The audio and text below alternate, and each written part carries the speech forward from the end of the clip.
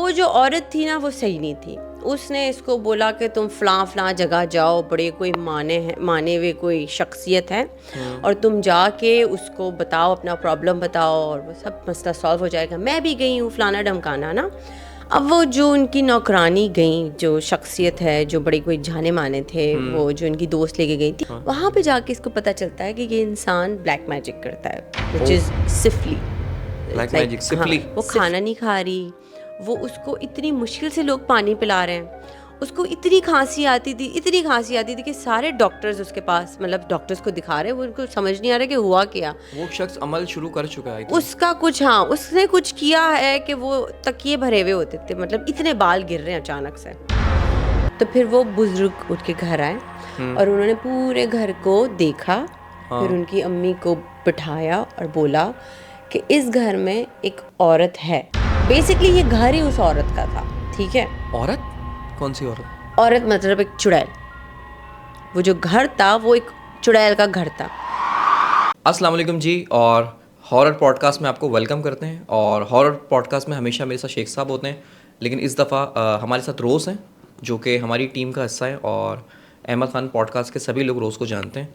और रिसेंटली मुझे पता चला कि उनको भी हॉरर मूवीज़, हॉरर नॉवेल्स देखने का बहुत शौक़ है। और फिर कुछ ऐसे वाक़यात हैं जो इनकी फैमिलीज़ के साथ हुए, तो वो आज इनसे डिस्कस करेंगे।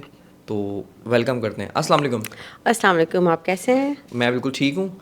और ये मुझे रिसेंटली पता चला कि आप हॉरर नॉवेल्स और मूवीज़ की बहुत बड़ी शौकीन हैं। मैं लिटरली हॉरर मूवीज़ की दीवानी हूँ। पहले तो बुक से स्टार्ट किया था। बुक से स्टार्ट किया था। बचपन में गूज़बम्प्स, फिर हम गए स्टीवन किंग पे। सो ऐसे ग्रेजुअली। अच्छा, स्टीवन किंग मुझे तो नहीं पता, लेकिन जो भी हॉरर के फैन नंबर हैं, 1 है ना, horror author in the world. उस पे इतनी मूवीज़ बनी हुई है ना, इतनी मूवीज़ बनी हुई है इस पे, ये बेसिकली नॉवेल है। बेसिकली वो एक ऑथर है स्टीवन किंग, और फिर लोग उसको मूवी में अडेप्ट करते हैं। ओके, बट बेसिकली एक पता है स्क्रिप्ट। हाँ, पता है हॉरर्स ये लोग समझते हैं ये ज़ॉम्बी और ये सॉ, ये भी हॉरर है। ये हॉरर नहीं है, इट्स गोर। ओ, हॉरर तो वो मुझे अच्छा लगता है, paranormal activity, Conjuring, you know, the ring, possessed, ऐसी चीज़ें अच्छी लगती है।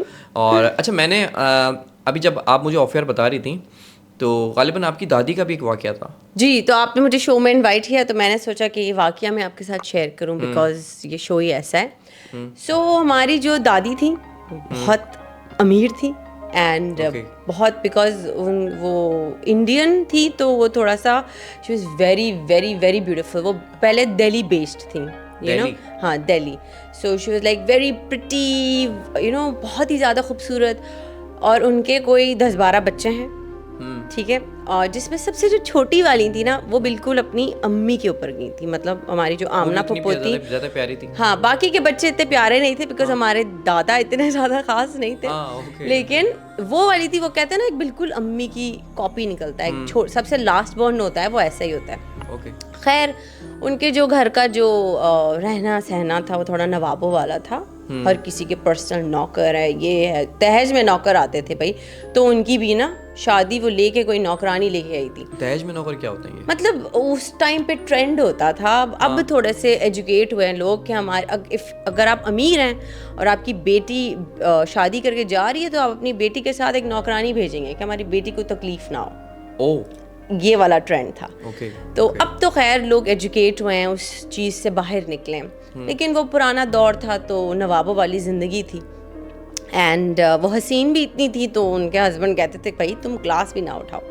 अच्छा। हाँ, बस वो बैठी रहो, मैं तुम्हें देखता रहूँ। वो वाली ज़िंदगी थी उनकी। अच्छा, तो स्टोरी क्या है? स्टोरी कहाँ से शुरू होगी? अच्छा, स्टोरी मेरी दादी की जो बेटी है, सबसे छोटी आमना, और जो नौकरानी की बेटी है, आई थिंक रुखसाना। हाँ, क्योंकि वो दोनों हम उम्र हैं और वो साथ बड़े हुए हैं, तो जाहिर सी बात है दोस्ती भी है।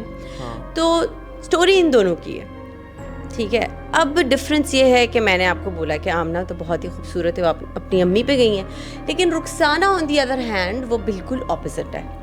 मतलब वो बिल्कुल मामूली शक्ल है, और जेनेटिकली भी वो थोड़ी वीक है, तो उतनी ज़्यादा स्ट्रॉन्ग नहीं है उसके सामने। मतलब अगर वो आमना और वो बैठे हुए हो तो प्रॉपर अजीब सा लग रहा होता था। खैर, वो बच्चे थे, फिर बच्चियाँ फिर जवान हुई, तो फिर वो उस टाइम पे तो जल्दी शादियाँ भी कर देते थे। तो फिर रिश्ते आना शुरू हो गए। जब रिश्ते आते थे तो जाहिर सी बात है वो देख रही होती थी कि भाई आमना के रिश्ते आए, यहाँ से आए, वहाँ से आए, बड़े अमीर है, फलाना ढमकाना। अब वो देखती थी कि मेरी बेटी का अभी तक कोई रिश्ता नहीं आया। कौन देखती थी? वो जो मेरी दादी की नौकरानी होती थी वो देखती थी कि रुखसाना को कोई ख़ास उसकी तरफ कोई देखता भी नहीं है, कोई इसको अटेंशन भी नहीं देता। ओके, यानी आपकी दादी की जो नौकरानी है वो कॉम्प्लेक्स का थोड़ा शिकार है वो, हाँ, आमना को लेके, क्योंकि आमना बेसिकली थोड़ा ना उसका आमना के लिए जहर आना शुरू हो गया था उसके दिल में कि ये जब भी आती है ना मेरी बेटी के पास, वो मेरी बेटी की अटेंशन ले लेती है, सब वहाँ से देखना बंद कर देते हैं। जब भी कोई वहाँ से गुजरती है, वो दोनों साथ है, वो दोनों दोस्त हैं, तो जाहिर सी बात है वो माँ है, तो वो फिर आमना के लिए ना थोड़ी सी जहरीली होना शुरू हो गई, वो ना चाहते हुए भी ना। तो वो जब आमना को देखती थी तो इसके आँख में ना गुस्सा आता था कि क्यों है और मेरी बेटी ऐसी क्यों है। इसने ना बड़ी मिन्नतें करके वहाँ पे खालाएं फुप्पुओं को बोल के ना रुखसाना का ना कहीं से रिश्ता, कि वो रिश्ता कोई आए उसको और देखे। खैर वो आए, वो देखा और उन्होंने मना कर दिया।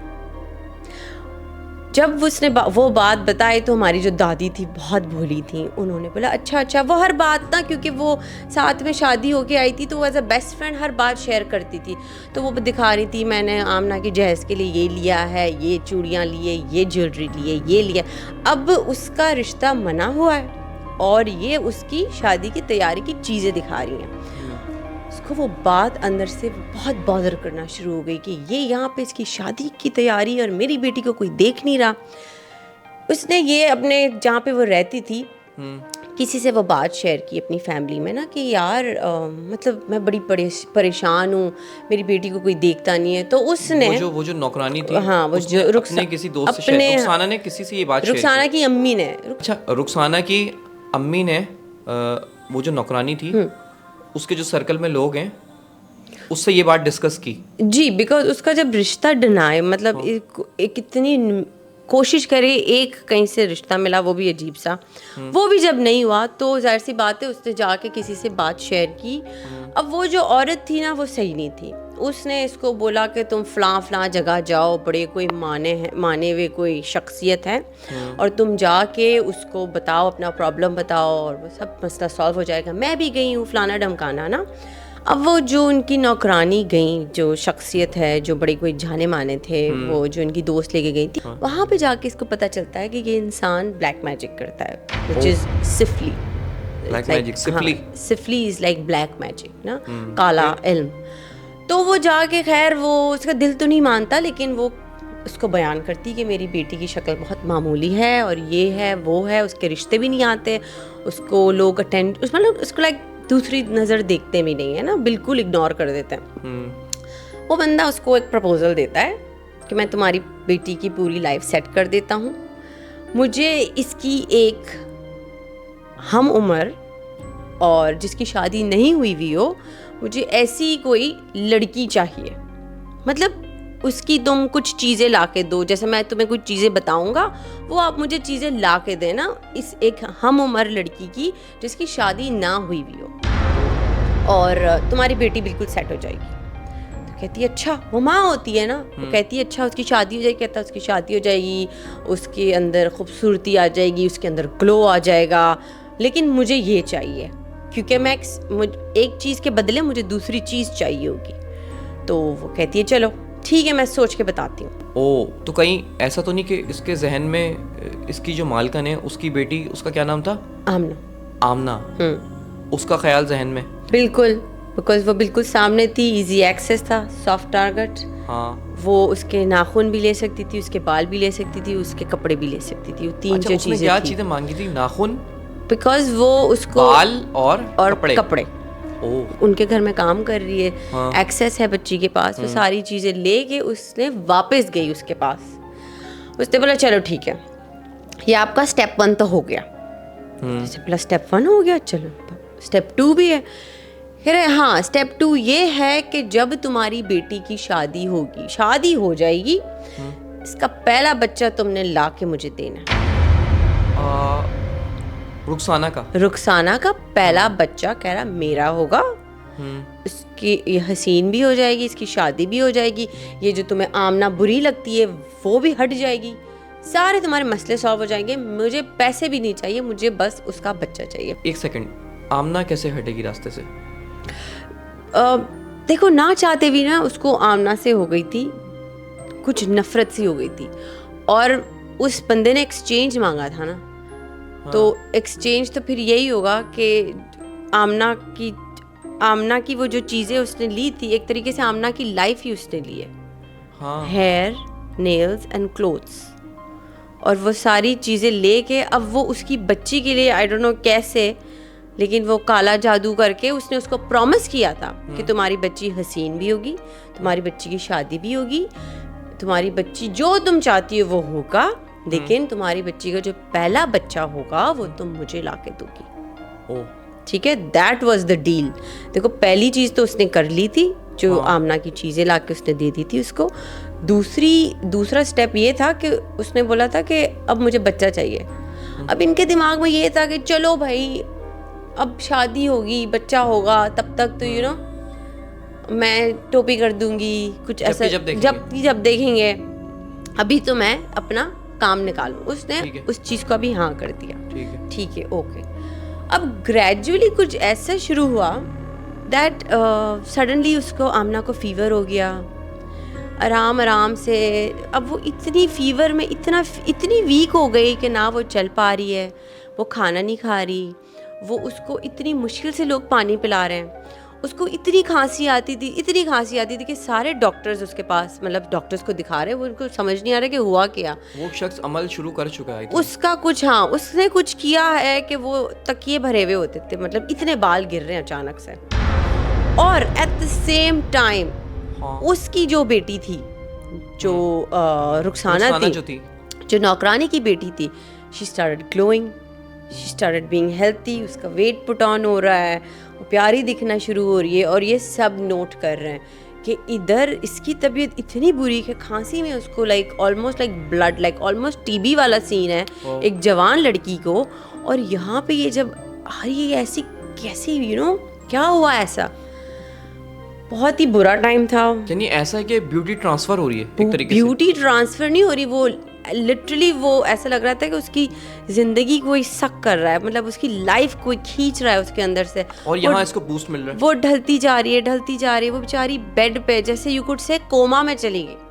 और वो इतनी हसीन, और जब उनकी डेथ हुई तो वो बिल्कुल ही कोई ढांचा थी। उसकी डेथ हो गई। उसकी डेथ हो गई, शी पास्ड अवे। एंड वो बहुत ही एक ट्रॉमा था मेरी दादी के लिए, लेकिन वो बिल्कुल उस बात को वो तो एक्सेप्ट नहीं कर पा रही थी कि मैंने उसके कपड़े बनाए थे, उसकी ज्वेलरी मैंने जमा की थी, और अब वो नहीं है। She was just like a young girl, और लेकिन जवान थी वो, नई जवान। हाँ। लेकिन दूसरे हाथ पे रुखसाना की जो जवानी थी, सब लोग देख रहे थे कि भाई इसके अंदर क्या हो गया उस जवानी। फिर रिश्ते भी आ रहे हैं, सारी चीज़ें अच्छी भी हो रही हैं। क्योंकि वो लाइफ जो कभी आमना जिया करती थी, अब वही सेम लाइफ रुखसाना जी रही है। बिल्कुल। और मेरी दादी भी इतनी डिसहार्ट हुई थी ना कि जो भी उन्होंने जमा किया हुआ था, बाकियों की तो शादी हो गई थी, ये एक लाडली थी जो भी उन्होंने जमा किया था उसने जब दे दिया कि यार आई डोंट वांट इट, उसने नौकरानी को दे दिया, रुखसाना को दे दिया। हाँ उसको दे दिया।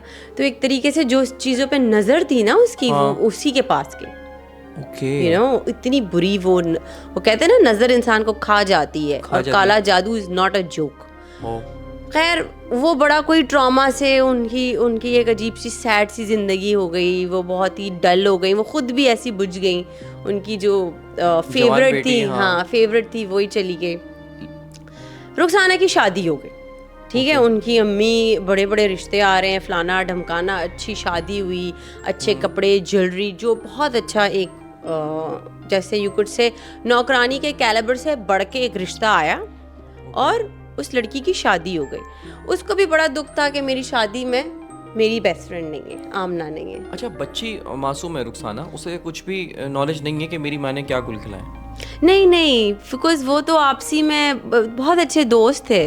वो तो बात करते थे ना कि मेरी शादी होगी, तुम्हारी शादी होगी। वो तो उसको खुद एक वो था कि जो मेरी बहुत अच्छी दोस्त थी, जो मेरी चाइल्डहुड फ्रेंड थी, वही मेरी शादी में नहीं। उसको ये बात भी थी। फिर चलो ठीक है, शादी हो गई।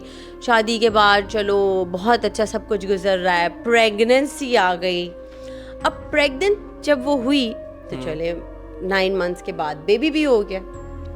अब जब बच्चा हुआ तो नौकरानी के घर पे, अच्छा नौकरानी बिल्कुल वो हुई हुई है, डेढ़ शियानी बनी हुई है ना कि कौन भाई, मैंने तो ऐसा कुछ प्रॉमिस भी नहीं किया, कुछ भी नहीं किया।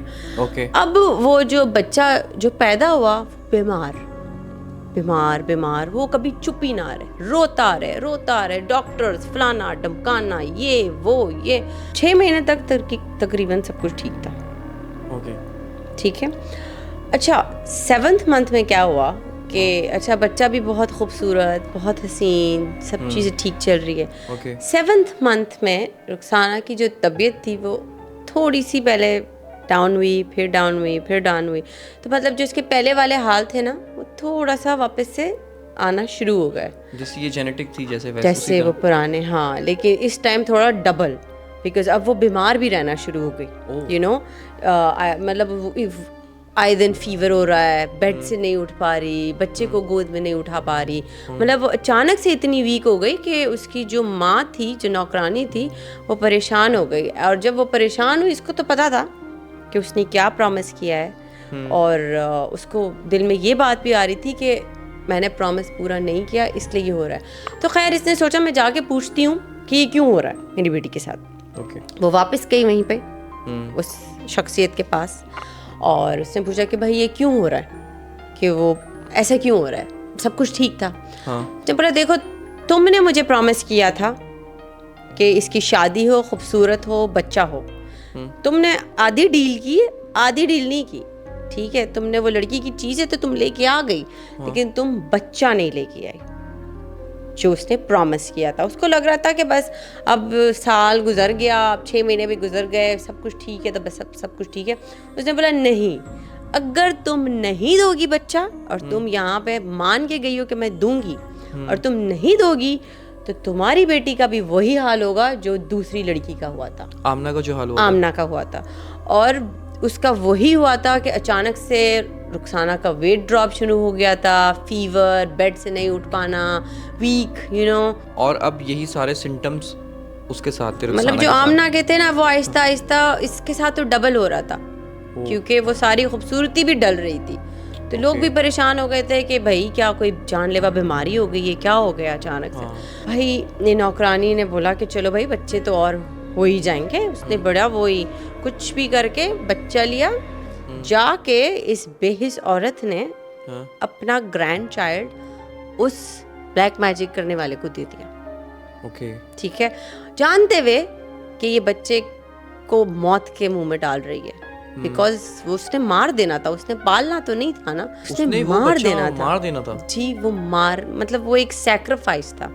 तो ये एक पार्ट था, मतलब इस सारे प्रोसेस का ये भी एक पार्ट था। हाँ, उसको पता था। देखो एक तरीके से 2 ह्यूमन सैक्रिफाइसेस हुए ना, इतनी बड़ी प्राइस थी, 2 इंसानों की डेथ, एक क्या शादी के लिए और खूबसूरती के लिए। ये बहुत ही कोई बेहिस औरत है, इसने उनको दे दिया ये जो भी शख्सियत थी। ये जब घर पे जाती है तो बेचारी उसकी जो बेटी होती है वो पूछती है कि कहाँ है, वो जवाब नहीं दे पाती। वो क्या बोलेगी कि मैं मरने के लिए तुम्हारा बच्चा छोड़ रही हूँ। वो पूछती है, वो अग्रेसिव हो जाती है। जाहिर सी बात है, वो माँ है, वो पूछती है कहाँ पे है मेरा बच्चा, तुम लेके गई थी, मैंने तुम्हें दिया था, कहाँ पे छोड़ के आ गई तुम। उसके पास जवाब नहीं होता। जब वो बहुत ज़्यादा चीखना शुरू हो जाती है, वो पागलों की तरह घूम रही होती है, वो कहती है मैं अपना बच्चा, वो बीमार है, वो ऐसे बाहर रोड पे निकल रही है। तब वो मजबूरी में ना उसने उसको पूरी स्टोरी बताई, उसने आमना की स्टोरी बताई उसको, उसने जताने के लिए बताई कि मैंने तुम्हारे लिए ये किया। वो सबसे पहले तो उसको ये ट्रॉमा लगता है कि तुम मेरा बच्चा किसी को दे के आई हो और वो मार देगा। वो बेचारी उसको कहती तुम मुझे ले जाओ। तो रुखसाना की ये हालत देखकर जो नौकरानी है, क्या वो उस काले जादू करने वाले के पास लेकर जाती है रुखसाना को? बिल्कुल लेकर जाती है, क्योंकि वो पागल हुई होती है। वो कहती है मैंने तुम्हें मेरा बच्चा दिया था, कहाँ छोड़ के आ गई भाई, पागल हो जाती है वो, तो मजबूरी में उसको लेके जाती है वहाँ पे जाती है। फिर उसके भी दिल में होता है कि चलो भाई हम देख लेंगे कुछ, लेकिन वहाँ पे कुछ नहीं होता, कुछ भी नहीं होता, ना वो इंसान जब ये लोग होता वहाँ है, पे पहुँचते हैं तो वहाँ कुछ भी नहीं है, नथिंग, कुछ भी नहीं होता। और ये इतनी डिसहार्ट हो जाती है अपनी माँ से, उसको बिलीव नहीं होता कि मेरी माँ ने मेरे साथ ऐसा किया। फिर उसको एक और चीज़ याद आती है कि मेरी बचपन की दोस्त, एक तरीके से इसकी माँ ने भी उसी का मर्डर किया ना। वो इतनी वो मेंटली अनस्टेबल हो जाती है कि उसको कुछ नहीं सूझता, वो बस घर पे जाती है, अपना कमरा बंद करती है, नौकरानी पीटती रहती है, कमरा पीटती रहती है घर में। अब वो किसी को और को कुछ स्टोरी बता भी नहीं सकती ना, बस लेकिन जब वो वहाँ गए और वो जादूगर और बच्चा नहीं था, वो जादूगर और बच्चा कहाँ गए? प्रॉबेबली उसने बच्चा मार दिया। तो उसने बच्चा मार दिया और हो सकता है वो वहाँ से भाग गया। फिर जब ये रिटर्न आई अपने घर पे, वो अपने घर पे आई, उसने अपनी माँ की एक नहीं सुनी, वो बस अब कमरे में गई और उसने कमरा अंदर से बंद कर दिया। जब उसकी माँ ने बहुत शोर मचाया कि दरवाज़ा नहीं खोल रही रुखसाना, दरवाज़ा नहीं खोल रही, जाहिर सी बात है वो बता तो नहीं सकती ना लोगों को कि क्यों नहीं खोल रही। वो कब दरवाज़ा पीट रही है, दरवाज़ा खोल ही नहीं रही। जब उसका हस्बैंड आता है, दरवाज़ा तोड़ के वो लोग अंदर जाते हैं, तो वो देखते हैं दैट उसने अपनी नसें काटी हुई और वो सुसाइडेड। उसने खुदकुशी की। उन लोगों ने कोशिश की कि भाई उसको बचा लें, बट उस ज़माने में इतना वो नहीं, इतनी टेक्नोलॉजीज़ नहीं थी कि आप किसी को, अगर वो सुसाइड कर चुका है तो उसको आप नसें काट चुका है तो उसको आप बचा लें। तो इस स्टोरी का मोरल ये है कि 3 जाने ज़ाया हुई हैं। तो हाँ, 3 जाने ज़ाया हुई। एक जो बहुत खूबसूरत और खुशहाल लड़की थी आमना, और फिर दूसरे नंबर पे उसके बच्चे की जान ज़ाया हुई, और तीसरे नंबर पे रुखसाना भी गई। मतलब उसको कोई चीज़ हाथ नहीं आई ना। वो जो नौकरानी साहिबा थी, उनको उसने अपनी बेस्ट फ्रेंड का भी दिल तोड़ा एक तरीके से, क्योंकि उसने उसकी मालकिन जो थी बेस्ट फ्रेंड थी, हाँ, उसकी अपनी बेटी और फिर उसकी मतलब बेटी की औलाद, और सबसे बड़ी कोई चीज़ हाथ नहीं आई उसके। और इसमें सबसे जो घटिया बात है वो ये है कि वो काले जादू के चक्कर में पड़ गई। एग्जैक्टली। अच्छा, मुझे ये बताओ कि जो काला जादू होता है, इसमें जैसे मुझे एक चीज़ करवानी है, तो क्या मुझे किसी दूसरी चीज़ की कुर्बानी देना ज़रूरी है? एक्चुअली मैंने सुना है इसको बलि कहते हैं, लाइक हाँ, ह्यूमन सैक्रिफाइस। ओह, जैसे अगर जैसे मेरी ज़िंदगी अगर मैं चाहता हूँ बच जाए, तो इसकी जगह वो काला जादूगर जो है बोलेगा मुझे किसी दूसरे इंसान की ज़िंदगी चाहिए। This is called Bali. This is probably called a human sacrifice, कि जान के बदले में जान होती है नॉर्मली। और ये काले जादू में सबसे और मैं आपको एक बात बताऊं, जो इंसान काला जादू करवाता है वो एंड में ऐसा ही रह जाता है, दुखी बर्बाद। हाँ, वो सफल नहीं होता ना, बिकॉज वो जिस पे करा रहा होता है वो भी उसको भी डैमेज करता है, और ये चीज़ें आपको भी डैमेज करती है। वो खुश नहीं रह पाते हैं ना। काफ़ी इंटरेस्टिंग स्टोरी थी और बड़ा मज़ा आया मुझे ये स्टोरी सुनकर। काफ़ी कॉम्प्लिकेटेड भी थी, लेकिन मुझे इसी तरह की स्टोरीज ज़्यादा पसंद है जिसमें बहुत सारे सस्पेंस हों। हाँ, ट्विस्ट बहुत थे। हाँ, इसमें ट्विस्ट बहुत ज़्यादा था। तो कोई दूसरी कहानी आपके है जहन में तो वो भी हमसे शेयर करें। दूसरी कहानी आई नो ऑफ, मैंने जैसे पढ़ी है एक स्टोरी, तो मैं आपको वो कहानी बयान कर देती हूँ। एक फैमिली होती है बहुत अमीर, बहुत ही ज़्यादा अमीर, और वो नया घर लेते हैं, उनको एक अच्छी डील पे घर मिल जाता है। तो उनका एक इकलौता बेटा होता है, छोटा सा ना, नई फैमिली, मतलब लाइक नए मियाँ बीवी, छोटा सा बच्चा, अच्छी गुड लुकिंग रिच फैमिली, बड़ा सा घर, अच्छी नॉक ऑफ डील पे उनको घर मिलता है। वो बड़े खुश होते हैं।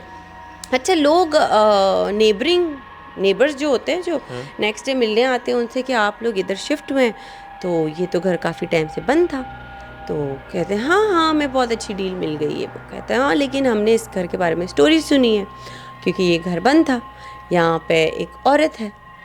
अब वो है थोड़े से साइंटिफिक लोग, वो जैसे कुछ होते हैं, वो कहते हैं हम नहीं मानते, वो इस बात पे बिलीव नहीं रखते। हाँ, वो चीज़ें नहीं। कहते कौन, क्या औरत, क्या? कहते नहीं, ये घर बंद था एक औरत की वजह से, यहाँ पे एक औरत का वो है, कब्जा है, ये जो पूरे घर पे बड़ी सी हवेली होती है। कहते कुछ नहीं होता, आप लोग के ये वहम है and ये बहुत दिस इज़ पुराने ज़माने की थिंकिंग एंड फलाना ढमकाना। भाई ग्रेजुअली कुछ भी नहीं होता वाकई में, मतलब नेबर्स खुद परेशान होते हैं कि वाकई में कुछ भी नहीं हुआ। सारी फैमिलीज आई, वो चली गई, ये फैमिली रह गई। और कितना टाइम हो गया उनको रहते मतलब वो छोटा सा बच्चा इनका जवान हो गया यार। फिर नेबर्स को भी शक होने लगा, बिकॉज जाहिर सी बात है वो रह रहे हैं। कहते वाकई में हमें लगता था हम कुछ मेंटल मरीज हैं। हाँ। कि हमें कोई चीज़ दिखती थी या हमने स्टोरी सुनी थी। कहते देखो हम हैं ना तुम्हारे सामने, कुछ हुआ, मतलब हम अरसे से इधर रह रहे हैं। हाँ। भाई उनका बच्चा बड़ा हो गया, सारी चीज़ें, बच्चा भी हसीन डैशिंग, न्यू ब्लड, डेटिंग फलाना ढमकाना। अब्बा ने नई गाड़ी लेके दी है, कह रहे हैं ओ वाह आपका बच्चा तो बड़ा हैंडसम है। अब जैसे लड़के होते हैं डेट्स पे जाते हैं, फीमेल फ्रेंड्स होती हैं।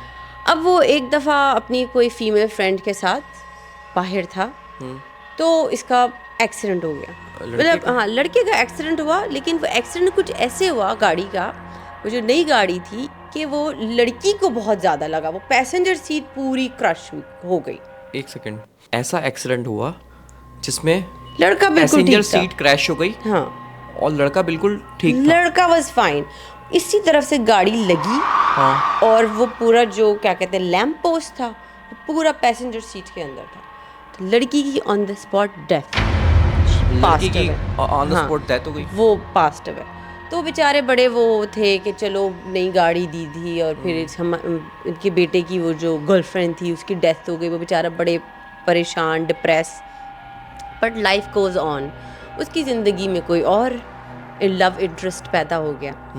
खैर वो बड़ा, उनकी बात थोड़ी सीरियस हो गई। वो घर पे आती थी वो लड़की, ऑफ कोर्स माँ से मिलती थी, बाप से मिलती थी, ये यार कुछ एक दिन उस बेचारे को फ़ोन आता है कि आपकी जो उसके घर, लड़की की फैमिली का फ़ोन आता है कि उसके घर में वो किचन का जो चूल्हा होता है वो ब्लास्ट हुआ। किसके घर में? वो इसकी जो गर्लफ्रेंड थी, सेकंड गर्लफ्रेंड थी। हाँ। वो जो चूल्हा हुआ है वो ब्लास्ट हुआ है। She was in the kitchen, और गैस लीक थी कहीं से, उसने मैच जलाई होगी और ब्लास्ट हुआ। तो अब भी उसको लेके हॉस्पिटल ले जा रहे हैं। उसको नहीं पता था कि क्या है, कितने सिवियर बर्न्स हुए हैं उसके। वो परेशान, उसने बोला यार हॉस्पिटल ले जा रहे हैं, मतलब like I really love her.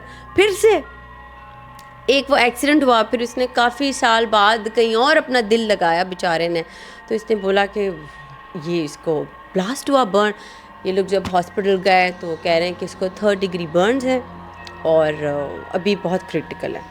48 hours बाद उस बेचारी की डेथ हो गई। She passed away. उसकी भी डेथ हो गई? She passed away. तो फिर जो इनकी सोसाइटी की जो फ्रेंड्स थी इनकी अम्मी की, उन्होंने उनको बताया कि आप लगता है इसकी शादी पे कुछ मसला है, क्योंकि 2 जवान लड़कियों की डेथ हुई है। तो हाँ कोई बुजुर्ग है, उनको दिखाओ। बोला अच्छा। था ना कि घर में कुछ मसला है, घर भारी है। तो फिर उन्होंने घर चेक करवाया अपना। तो फिर वो बुजुर्ग उठ के घर आए और उन्होंने पूरे घर को देखा। हाँ। फिर उनकी अम्मी को बिठाया और बोला कि इस घर में एक औरत है। बेसिकली ये घर ही उस औरत का था, ठीक है। औरत? कौन सी औरत? औरत मतलब एक चुड़ैल। वो जो घर था वो एक चुड़ैल का घर था। और वो जब वो शिफ्ट हुए थे तो उसको उनका बेटा पसंद आ गया था, उस चुड़ैल को। जी, इसलिए उसने उनको रहने दिया। बाकी कोई नहीं टिक सकता था इस घर में, यहाँ पे सिर्फ मौत होती थी, इसलिए ये घर बनता। और हाँ। इसीलिए इनको कम से कम कीमत पे ये घर मिला था, मतलब हाफ से भी हाफ। ओके।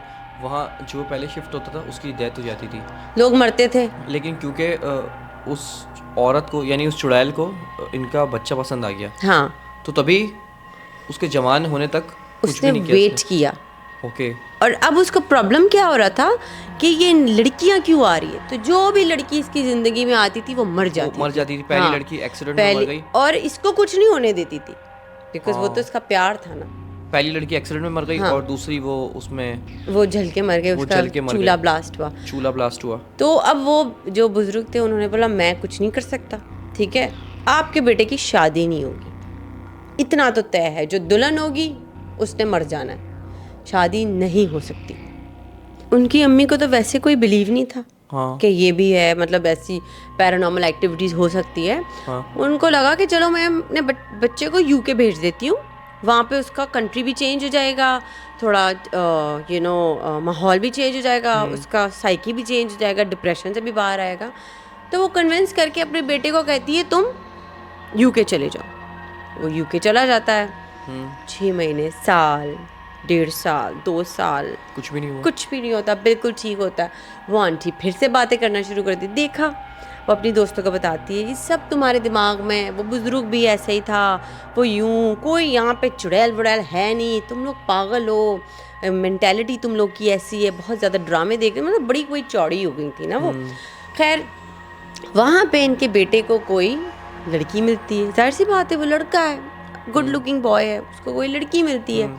उनकी बात बहुत सीरियस हो जाती है। उसकी माँ कहती है कि भाई तुम्हें अगर कोई लड़की अच्छी लग रही है तो तुम शादी कर लो, शादी करके फिर आप हमसे मिलवा लेना, ठीक है। तो बहुत उसको ही वॉज इन लव, वो लड़की को भी इससे प्यार था, उसको भी उस लड़की से प्यार था, उसको डर भी था यार कि उसको कुछ हो ना जाए। तो बेचारा हमेशा ना उस लड़की के पास उसने बोला मैं छोटी शादी रखूँगा, कोई ज़्यादा लोग नहीं आएंगे। उसने छोटी शादी रखी वहीं यूके में।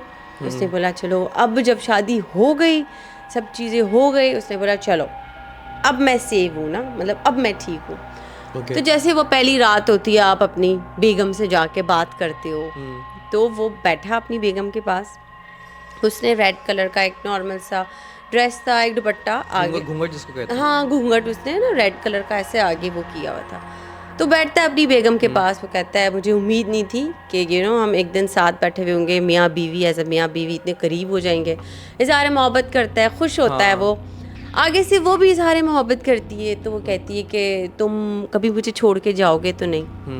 तो कहता है नहीं, मैं कभी तुम्हें छोड़ के नहीं जाऊँगा। कहता है तुम मुझे छोड़ के जाओगी? कहती है नहीं। कहता है आई लव यू। कहता है आई लव यू टू, जैसे होता है। खैर बहुत ही खुश था, एक्साइटेड था, इन लव था। तो कहता है चलो मैं अपनी बेगम का घूंघट उठाता। जब उसने अपनी बेगम का घूंघट उठाया, पहले तो he went into a trauma, उसको एक सख्ता लग गया, वो हिल नहीं सक रहा था। बिकॉज जब उसकी पहले तो वो लड़की नीचे देख रही थी, लेकिन जब उस लड़की ने ऊपर देखा तो उसकी ये जो ब्लैक होता है ना, उसकी ये जो आईबॉल होता है ना, उसकी आईबॉल जैसे ऊपर हुए थे, एंड वो अजीब सी यहाँ पे उसके अजीब से निशान, अजीब से नाखून, उसका कलर पूरा ब्लैक, मतलब वो कोई इंसान नहीं थी, वो एक अजीब सी कोई चीज़ बैठी हुई थी लाल कलर के जोड़े में। और वो कहती है कि क्या हुआ, तुमने अभी बोला ना कि तुम मुझे छोड़ के नहीं जाओगी, तुमने मुझसे बोला ना कि मैं तुम्हें प्यार करता हूँ, तुम्हें आइडिया है कि मैं कितने सालों से तुम्हारा वेट कर रही थी। वो लड़की कह रही है उससे जिसका घूंघट उठाया, जिसका हुलिया बहुत अजीब है, वो लड़की, वो इंसान तो थी नहीं, उसने यूके तक गई, उसकी माँ को लग रहा था कि उसने पीछा छोड़ दिया, लेकिन वो नहीं गए। ये वही चुड़ैल है, ये वही चुड़ैल है। और क्योंकि 2 साल तक इस चुड़ैल ने इसलिए कुछ नहीं किया क्योंकि 2 साल तक इसकी ज़िंदगी में कोई लड़की नहीं थी, लेकिन जैसे ही वो लड़की इसकी ज़िंदगी में आई तो एग्जैक्टली वो बिल्कुल पॉइंट पे पहुंची है। और उसको अपना एक, देखें उनके भी एक चीज़ होती है, उसने बोला कि तुम कभी मुझे छोड़ के जाओगे, उसने बोला नहीं मैं तुम्हें छोड़ के नहीं जाऊँगा। उसका एक वर्ड ऑफ माउथ आ गया ना उसके पास, ओके ठीक है। उसने बोला तुमने तो अब बोला था कि तुम मुझे छोड़ के नहीं जाओगे, तो तुम अभी क्या कर रहे हो? और वो जिस तरीके से बोल रही थी, उसके बड़े दांत, उसकी वो पूरा कलर सिया ब्लैक वाइट आंखें, बड़े बड़े नाखून, वो छोटा बच्चा, उसकी सांस आ नहीं रही थी और उसको सांस जब वो नहीं ले पाया ना, उसका कार्डियक अरेस्ट हो गया, उधर ही उसका हार्ट अटैक हुआ। उस लड़के का हार्ट अटैक हुआ। और एक तरीके से वो यही उसका एम था कि उसको वो लड़का ही चाहिए था ना, मतलब तो शादी भी कर ली, तब वो इंसानों की दुनिया में तो वो नहीं रहेगी, वो तो उसको लेके जाएगी। मर गया लड़का, उसका कार्डियक अरेस्ट हुआ, उसका सांस नहीं आ रहा था उसको देख के ना, बिकॉज वो बिल्कुल इतना क्लोजअप में उसके सामने खड़े होकर वो बोल रही थी कि तुमने वादा किया था कि तुम नहीं छोड़ के जाओगे, तुमने अभी मुझे आई लव यू बोला था। उसका सांस नहीं आया, उसका दिल बैठ गया, बिकॉज इंसान बहुत वीक होता है ना, और ऐसी चीज़ों को वो फेस नहीं कर पाता। चाहे आप जितने भी बहादुर बन जाएं, जब ऐसी कोई चीज़ आपके सामने आ जाती है ना, आपके दिल की धड़कन पागल हो जाती है। हाँ, और जो लोग इस तरह की मूवीज़ और नॉवेल्स पढ़ते हैं या देखते हैं या सुनते हैं, उन लोगों को तो और ज़्यादा डर लगता है। आपको डर नहीं लगता? नहीं, मुझे नहीं डर लगता हैं? मुझे डर नहीं और लगता। ये कब से शौक उठा ये ड्राने? ये जब यार मैं प्राइमरी स्कूल में थी, मुझे याद है ग्रेड 5 में थी, तो मैं लाइब्रेरी में गई, तो वहाँ पे बड़ी कोई उस वक्त ही sweet valley high romantic stories ना, रोमांस की कहानी, फिर नैन्सी ड्रू जो डिटेक्टिव की कहानी, इस तरीके की। फिर मैंने पिक की एक बुक गूस पम्प्स, एरल स्टाइन की गूस पम्प्स थी। गूस पम्प्स बिल्कुल बच्चा हॉरर लेवल। फिर मैंने बोला नहीं, जब मैं हाई स्कूल में गई तो I started reading Stephen King. Once you read Stephen King ना, तो फिर आप वापस नहीं आ सकते इस दुनिया से। अच्छा, देखो किताबों की भी ना एक दुनिया होती है, वो आप जस्टिफाई नहीं कर सकते। अब मैंने कोशिश की एक वो स्टोरी बयान करने की, जो मैंने पढ़ा वो बिल्कुल एक अलग था, ऐसा लग रहा था मैं वहाँ थी। तो मैंने मुझे टॉप हॉरर नॉवेल्स के नाम बताएं। टॉप यानी टॉप हॉरर नॉवेल्स, क्योंकि ये जो ऑडियंस हमें देख रही है, अगर ये हॉरर के फैन है, हाँ, तो यकीनन ये जो आप मुझे बता रही हैं और ये लोग मुझे बताएंगे कि आप जो नॉवेल्स के नाम बता रही हैं, ये वाकई टॉप है कि नहीं। नंबर 1 पे आप किसको रेट करेंगी? नंबर 1 पे स्टीवन किंग की है द शाइनिंग। स्टीवन किंग की द शाइनिंग। द शाइनिंग, ये आप लोगों ने मुझे बताना है कि कैसा नॉवेल है। नंबर 2 है पेट सेमेट्री।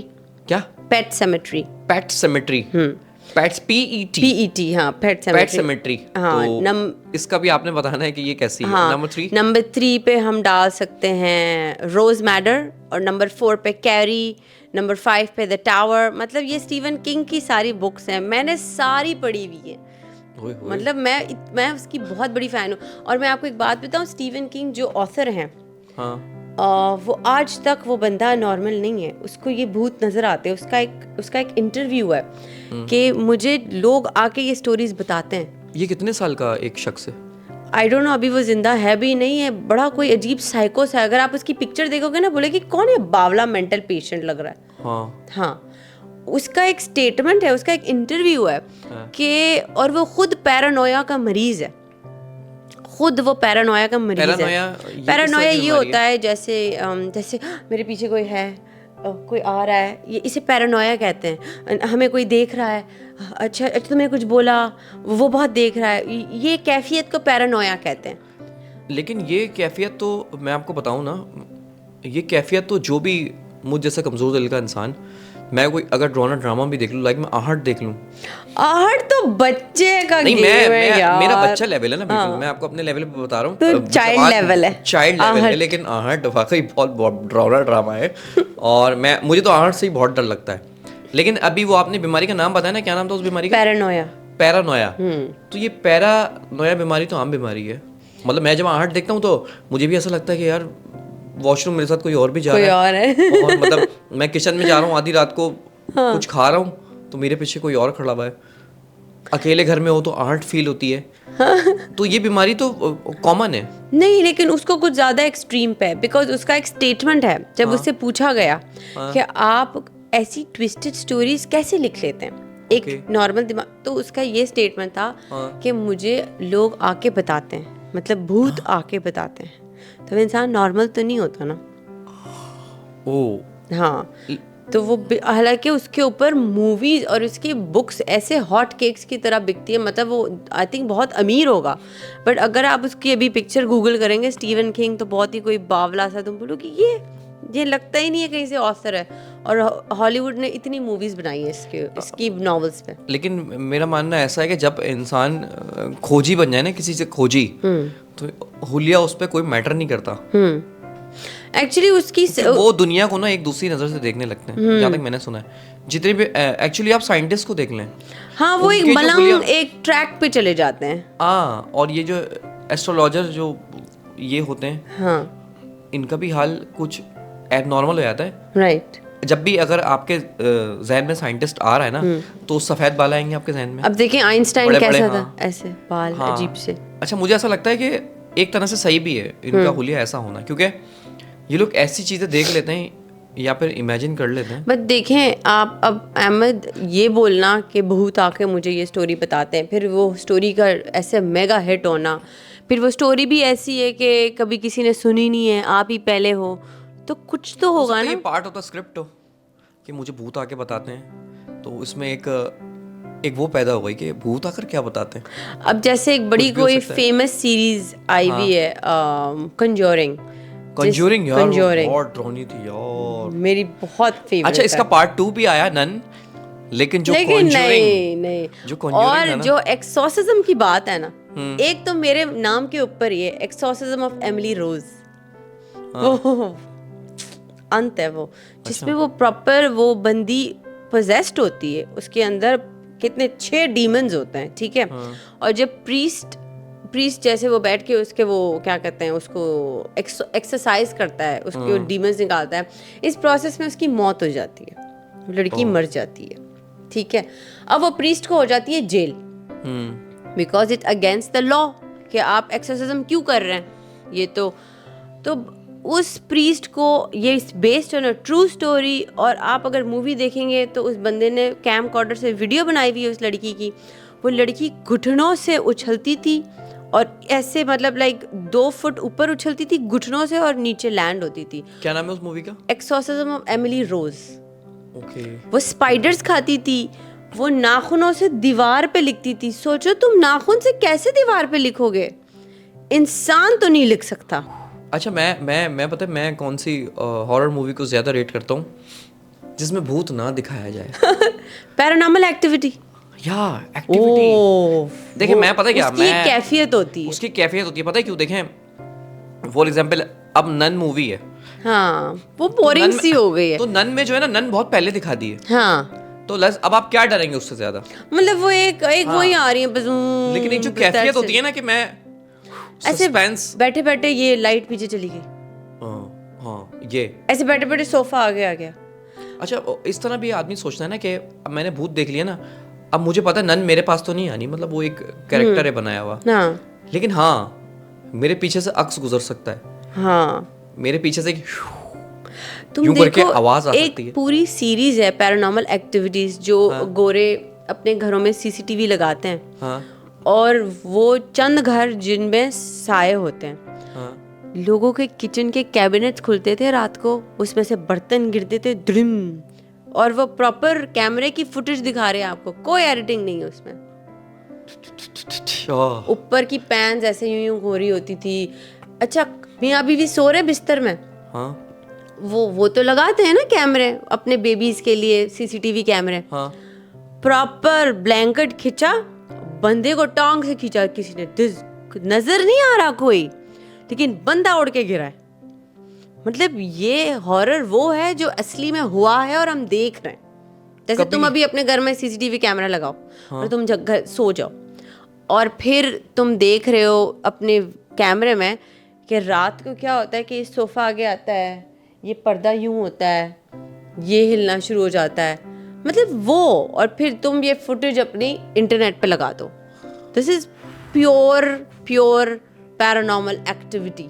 मैंने इस तरह की मूवीज भी देखी हैं जो लोग कैमरा लगा के छोड़ देते हैं और फिर देखते हैं क्या होता है, लेकिन कभी इस तरह के कैमरे में कोई सामने नहीं आया, नहीं आता ना, मुझे नहीं लगता ये रिकॉर्ड होती है ये एंटाइटीज। वो ऑब्जेक्ट तो सामने हो सकता है जिसपे उन्होंने वो तो अपना एहसास दिखाते हैं ना। ये फ्रेम्स उठा के फेंकेंगे, तुम्हें बताएंगे मैं इधर हूँ, हाँ। ये फ्रेम फेंकता हुआ तो मुझे नजर आ सकता है, हाँ। लेकिन किसने फेंका ये मुझे ये नहीं नजर आएगा। ये तुम्हारे कैमरे में बस ये कैच होगा कि फ्रेम्स उड़ के गिरी। लेकिन मैंने इस तरह की वीडियोस भी देखी हैं कि उसमें दिखाते हैं, तो आई थिंक वो फेक वीडियो है। यार मैंने भी देखी है, दिखा रहे होते हैं कि रोड पे कोई अजीब सा फिगर उड़ता हुआ जा रहा है, हाँ, और वो एक इंसान को उड़ा के वहां ले गया। अच्छा ये तुम मुझे एक बात बताओ, तुमने इतने सवाल किए मुझसे, हाँ। मैंने आपसे एक सवाल करना, ये जो कारसाज के बारे में कोई फेमस वाकया है, ये कभी तुमने अपनी आंखों से देखा है? यार ये सिर्फ बातें ही हैं, और मैं अल्लाह ना करे देखूं अपनी आंखों से। वैसे मैं कारसाज से गुजरता भी बहुत कम हूँ, लेकिन मतलब कोई जानता है, मतलब कोई जितने भी लोग मेरे सराउंडिंग में जितने भी लोग हैं वो कहते हैं कारसाज पे कुछ नहीं है भाई। कारसाज में आपको बता दूं, कराची में एक ऐसी प्लेस है, बिल्कुल चलता फिरता रोड है, उसको कारसाज का नाम दिया गया है, और वहाँ पे मशहूर है कि यहाँ पे भाई चुड़ैल है, हाँ। वहाँ पे कोई चुड़ैल नहीं है भाई कारसाज पे, और हमें तो नहीं मिली कभी चुड़ैल कोई।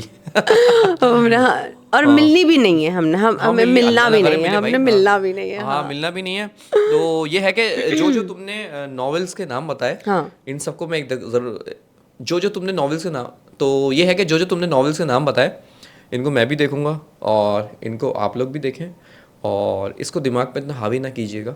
शुरू करना द शाइनिंग से।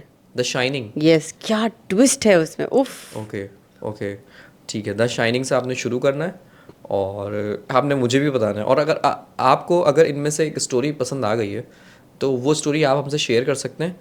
उस स्टोरी को हम अपने प्रोग्राम का हिस्सा बनाएंगे, ठीक है? अपनी हॉरर स्टोरीज आप बता सकते हैं। फेमस नॉवेल हो कोई ऐसा, है ना, जो लोग हमसे सुनना चाह रहे हैं, हाँ, तो हम उसको जरूर बयान करेंगे। हाँ, नावल पढ़ के हम आपको रिव्यू देंगे, ठीक है। तो आज की पॉडकास्ट को खत्म करते हैं। थैंक यू, बहुत मजा आया आपके साथ, बहुत मजा आया, है ना? हाँ, मेरे मतलब का पॉडकास्ट था ना, हॉरर पॉडकास्ट है। और अब आप और हॉरर स्टोरी पढ़ें और फिर हमें दिखाएं, हमें सुनाएं। मैंने बहुत पढ़ी हुई है, मेरा डेटा फुल है। बस सही है। बस ठीक है जी, अगले एपिसोड में मिल रहे हैं आपके साथ एक बहुत खूबसूरत नॉवेल के साथ।